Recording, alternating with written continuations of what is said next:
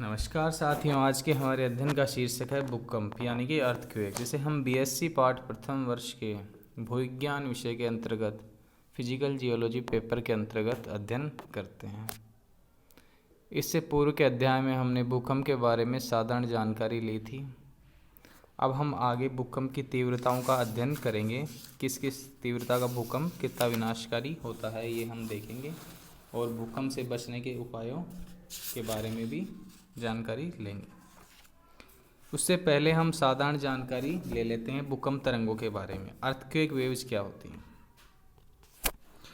During an earthquake seismic waves are generated which spread out in all direction from the focus. जहाँ से भूकंप उत्पन्न होता है वहाँ से सभी दिशाओं में भूकंप तरंगे विस्तृत यानी फैल जाती हैं। Seismic waves are 3 types. पहला है पी वेव्स, दूसरा है एस वेव्स और तीसरा है सरफेस वेव्स और L waves. Surface waves are responsible for causing earthquakes while the main significance of P and S waves is in the study of Earth's interior. P and S waves travel through the interior of the Earth and are reflected and refracted as they enter a layer of different material. अब हम P waves के बारे में देखेंगे। P waves इन्हें हम primary waves भी कहते हैं। These are compressional waves which cause particles of rock to vibrate in the longitudinal direction. The P waves travel fastest, therefore they reach a seismic station first. Their velocity is 1.7 times than that of S waves. They pass through solids as well as liquids. यानी ठोस और द्रव से ये समान रूप से गमन कर सकती हैं P waves। इसके पश्चात देखेंगे एस वेव्स और secondary waves. These are shear waves which are transverse in nature. Their velocity is less than P waves. The S waves travel through solids only and do not pass through liquids. इसके पश्चात देखेंगे L waves और surface waves. When P and S waves reach the Earth's surface, they are converted into L waves. The L waves travel along the surface and cause earthquake. They are transverse in nature and their velocity is much less than P and S wave. अब इसके बाद हम classification देखेंगे। Earthquakes कितने प्रकार के होते हैं? Classification first, depending upon their mode of origin, the earthquakes are classified into the following groups. Earthquakes due to surface causes. Earthquakes may be generated by landslip and collapse of the roof of underground caverns. Most of these are very minor. इसके पश्चात दूसरा, earthquakes due to volcanic causes. इसमें volcanic eruption may also produce earthquakes, but such earthquakes are generally very feeble. इसके पश्चात earthquakes due to tectonic causes. Tectonic earthquakes are the most numerous and usually the most disastrous. They are caused by shocks which originate in the Earth's crust due to sudden movements along faults. After this, the classification 2. On the basis of the depth of focus, the earthquakes are divided into the following groups. Depth के आधार पर देखेंगे हम भूकंप कितने प्रकार के होते हैं। पहला है shallow focus earthquakes. Earthquakes having depth of focus up to 55 kilometre, ये सैलो फोकस अर्थक्वेक की कैटेगरी में आता है। इसके पश्चात है intermediate focus earthquakes. Earthquakes having depth of focus between 55 to 300 kilometers. इसके पश्चात देखेंगे deep focus earthquakes. Earthquakes having depth of focus between 300 to 650 kilometers. The shallow earthquakes are more violent at the surface but affect a smaller area than deeper earthquakes. इसके पश्चात हम देखेंगे earthquake intensity scale.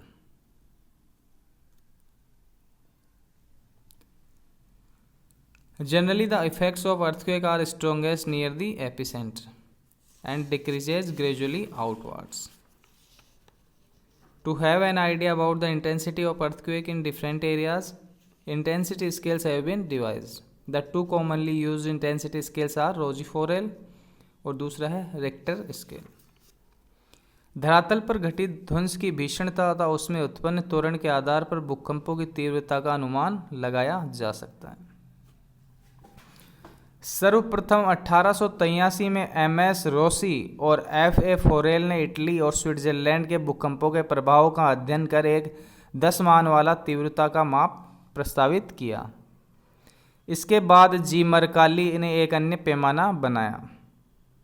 सन 1931 में HO would एवं F Newman ने उसे संशोधित किया। रोजी फोरेल की सामान्य विशेषताओं के साथ 12 माप वाला यह तीव्रता मापक्रम इस प्रकार है। इसे 3 भागों में बांटा गया है। पहला तीव्रता प्रघात, दूसरा भूसतह पर उत्पन्न त्वरण जो कि मिलीमीटर पर सेकंड स्क्वायर में मापा जाता है। इसके पश्चात धरातल पर प्रभाव देखेंगे।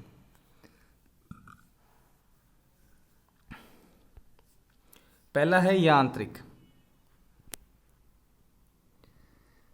यानी इंस्ट्रूमेंटल, 10 से कम त्वरण, इसमें 10 से कम। और प्रभाव क्या है? भूकंप लेखी द्वारा ही भूकंप का पता चल सकता है। दूसरा है अतिक्षीण यानी कि वेरी फीबल, उत्पन्न त्वरण का मान है 10 से 25। इसका प्रभाव क्या है? घर के भीतर भवनों के ऊपरी मरातमों में भूकंप का पता चल जाता है। तीसरा है क्षीण यानी कि फीबल, इसका माप है 25 से 50। प्रभाव है मोटर के गुजरने से होने वाले कंपन की तरह हलचल, विरामरत व्यक्तियों द्वारा भी अनुभव किया जाता है। चौथा है साधारण यानी कि मॉडरेट, त्वरण मान है 50 से 100। प्रभाव है घर के अंदर रखे बर्तन खनखनाने लगते हैं, खिड़कियां और दरवाजे हिलने लगते हैं, खड़ी हुई मोटर गाड़ियां हिलने लगती हैं। गतिशील व्यक्तियों द्वारा भी अनुभव किया जाता है। पांचवा है साधारण प्रबल यानी फेयरली स्ट्रॉन्ग, इसका मान है त्वरण 100 से 250। इसका प्रभाव है सोते हुए लोग उठ जाते हैं, सभी लोग अनुभव करते हैं, खिड़कियां इत्यादि टूट जाती हैं, अस्थिर पदार्थ लुढ़क जाते हैं, पेड़ और खंभे झुक जाते हैं। इसके पश्चात है छठा यानी प्रबल स्ट्रॉन्ग, इसका त्वरण मान है 250 से 500। सभी महसूस करते हैं, कुछ लोग भयाक्रांत और घर से बाहर भागते हैं, घरों की चिमनियां टूट जाती है और प्लस्तर उखड़ जाते हैं।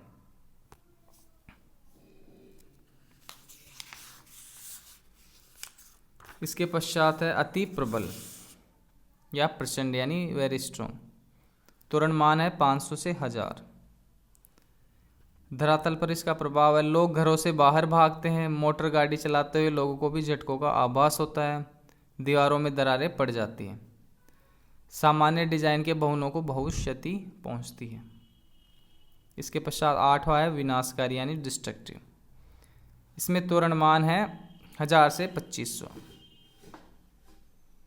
इसका प्रभाव है चिमनियां गिर जाती है, सामान्य इमारतें ढहने लगती हैं, भूमिगत जल में परिवर्तन होता है। इसके पश्चात है विध्वंसकारी रूनस 9वां, इसमें त्वरण मान है 2500 से 5000।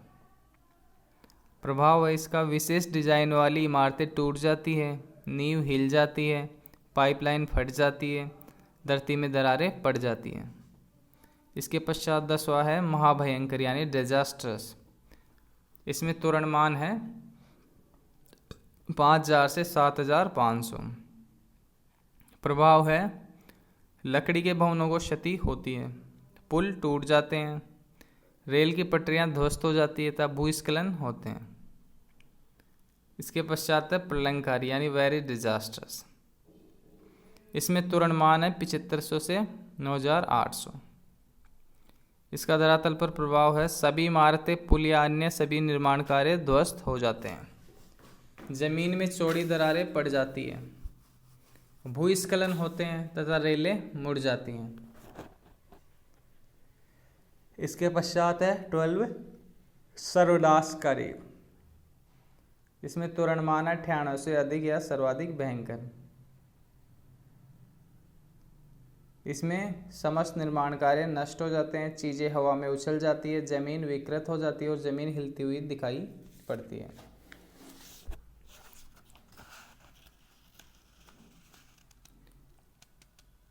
पृथ्वी और भारत के सामान्य भूकंप क्षेत्रों के बारे में हम जानकारी लेंगे। इसके पश्चात पृथ्वी के किसी भाग में भूकंप का प्रकोप हो सकता है, लेकिन 95% भूकंप पृथ्वी के विशेषकर 2 ही कटिबंधों में हैं।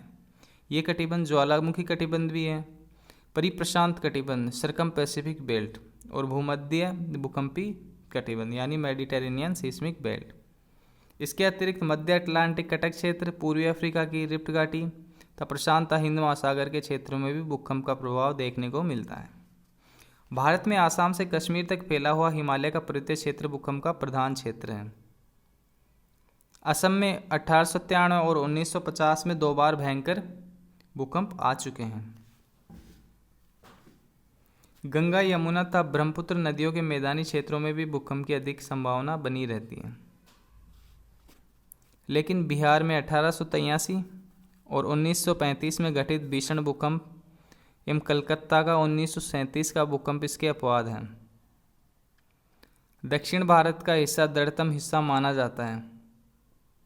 इसके तटीय क्षेत्रों में समुद्री तरंगों के टकराव से छोटे छोटे भूकंप होते रहते हैं, लेकिन 11 दिसंबर 1977 को महाराष्ट्र के कोयना में घटित भूकंप से दक्षिण भारत के भूकंप मुक्त होने का संदेह समाप्त हो गया। यानी दक्षिण भारत भी भूकंप से अब अछूता नहीं रहा। पश्चिमी तट पर गुजरात के कच्छ भुज क्षेत्र में भूकंप की संभावनाएं अत्यधिक रहती हैं। 26 जनवरी 2001 को आए भूकंप की तीव्रता 7 से 8 थी, जिसके कारण अहमदाबाद तक में कई मकान गिर गए एवं जनधन की अपार क्षति हुई।